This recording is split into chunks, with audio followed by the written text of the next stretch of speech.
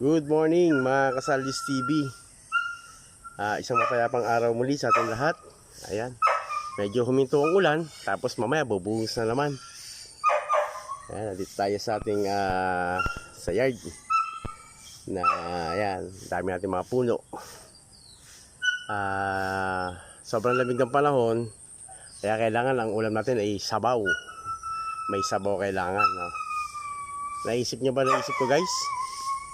Ayan, may nakikita akong bayabas sa aking harapan. So, tignan natin. Malalaki at may mga hinog na. So, ito yung ating paborito. Mga natural na ingredients sa ating yard. Ayan, oh. Yan, masarap pang sigang, guys. At marami akong nakikita na pwede lang pang sigang. Ayan, oh. Mas maganda yan, guys, yung maniba. Kaya para mas maasim yung sabaw at hindi naman masyadong tumamis. Ayan, malalaki yung bayabas natin dito, guys. So, ayan, o. Sampa. Ayan, o. Dami. So, yan ang ating gagawin ngayon, guys. Kukuhain natin yan at tayo magsisigang ngayon. Ayan. Ayan, hinog na yan, maliba na yan. Yung iba nga, guys, naabutan tayo ng ano, unahan tayo ng bayakan. Ayan, o. Pero ito, guys, nakita nyo, laki. Yan, o, masarap, guys, pang sigang. Maasim-asim na medyo manamis. Ayan, guys, o, yung mga bayabas. Kukain natin yan, guys, yung ating sisigang. Ngayon, mamimili tayo kung ano yung ating gagamitin isda. Isda yung ating sisigang, guys. No? Mag-iisip lang tayo kung ano yung ating gagamitin. Ito, guys, ang laki. Kinain lang bayakan ng ibon. Pero ito, hindi nyo naabutan. Dalawang malaki. So, marami, guys. Yung ating makukuha ngayon na pangsigang na bayabas. Ayan, o. Dami yan, guys. Tara. At kukuha muna ulit tayo ng puso para sa ating pinakagulay. Puso, okra. Wala akong nakita kaninang sitaw, kaya talbos ng kamote yung ating ilalagay. No. Ayan, guys, dito tayo sa sagingan. Kukuha tayo ng puso ng saging para ilalagay natin sa ating sinigang sa bayabas. Tilapia ba o bangus yung ating isisigang. Bahala na mamaya, guys, tayo mag-desisyon. So ayan, may kitsili tayo. Tutusukin natin yung tangkay ng puso para malaglag. So sa dami ng saging na to, sigurado may mahahanap tayong puso rito. Tara, guys, samahan niyo ako. And guys, may nakita tayo. Buti pa ang saging may puso. Ayun, malaki-laki, guys. So, ayan, nakita nyo ba? Isusum natin, subukan natin kung may isusum. Ayan, napakalaki niyan, guys. So, susungkitin natin yan, guys.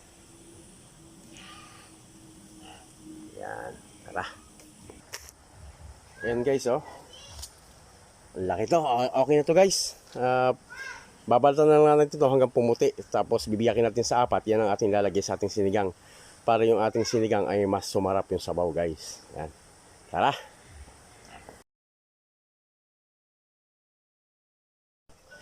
Ayan, mga Kasaldis TV, nakompleto na natin yung ating mga sangkap o sahog sa ating gagawing sinigang sa bayabas.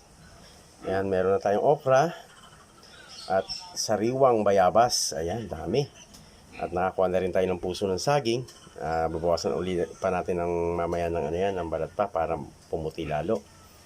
At meron na tayong ayan, sibuyas, bawang at luya para sa langsa ng ating isda, matanggal. At meron din tayong talbos ng kamote. At dito lang tayo nahihirapan mag-decision, guys. Ano ba? Boneless bangus or tilapia? Sa tingin nyo, guys, ano yung masarap isigang sa bayabas? Pareho naman masarap yan, no? Kaya bangus man o tilapia, pero sa ngayon mag-iisip tayo kung ano talaga. So bahala na lang mamaya, guys, kung ano yung ating ilulublog dyan sa sabaw. Ayan, ano yung ingredients, guys. Papakulo na tayo ng tubig at hindi tayo gagamit ng mantika. Hindi natin gigisa to para mas healthy yung ating pagkain, guys. Ayan, guys, nagpapakulo na tayo ng tubig na mainit at ilalagay na natin itong ating sibuyas, bawang at luya para lumasa na. Ayan. At ilalagay na rin natin to guys yung ating bayabas. Ayan, napakarami dahil mayaman tayo sa bayabas para mas matamis at mas masim yung ating sinigang sa bayabas. Ayan. Sasama na natin guys para lumasa na siya, no? Para lumabas na yung kanyang tamis at asim. Ayan. Mas marami sabaw guys dahil tag-ulan.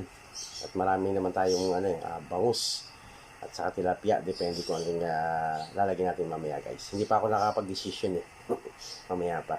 So hayaan natin kumulo guys para lumabas yung lasa niya. At mamaya pag kulong-kulo na yung tubig, lalagyan natin yung puso ng saging. Yan guys, kumukulo na at umaamoy na rin yung ating bayabas. Kaya ilalagay na natin ating pusong saging na hinati natin sa 4. Ayan. Lubog lang natin guys para hindi umitim. Ayan. Lubog natin yan para hindi umitim. So mamaya-maya, pag alam natin luto, malambot na yan or malapit na maluto, ilalagay na natin yung ating isda at okra. Huli natin ng okra kasi para hindi naman lumapot yung ating sabaw o lumagkit. Ayan.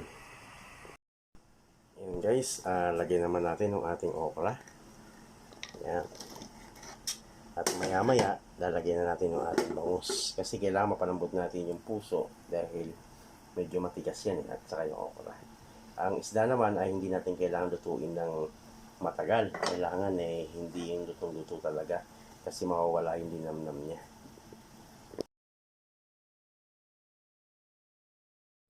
Ayan guys, okay na. Lalagyan natin yung ating isda. Para walang problema, naglagay tayo ng bangus at tilapia. Para lahat matitikman natin, no? Yan, lagyan na natin yan. Ilubog lang natin ng konti. Tapos, ito yung ating pampalasa. Pinagsama ko na yung magic sa asin. Yan. So, takpan lang natin guys. At mamaya, tikman natin talaga kung sakto na yung ating paalat o ating timpla. So guys, ilagay na natin yung huling gulay. Itong talbos ng kamote. Ayan. Ilagay natin.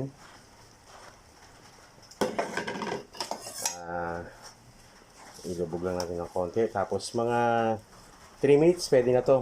Lantayin lang natin yung talbos ng kamote. Ayan. 3 minutes, pwede na to guys. Pwede na tayong kumain. Ayan. Takpan natin, 3 minutes, okay na. Ayan guys, luto na yung ating sinigang sa bayabas.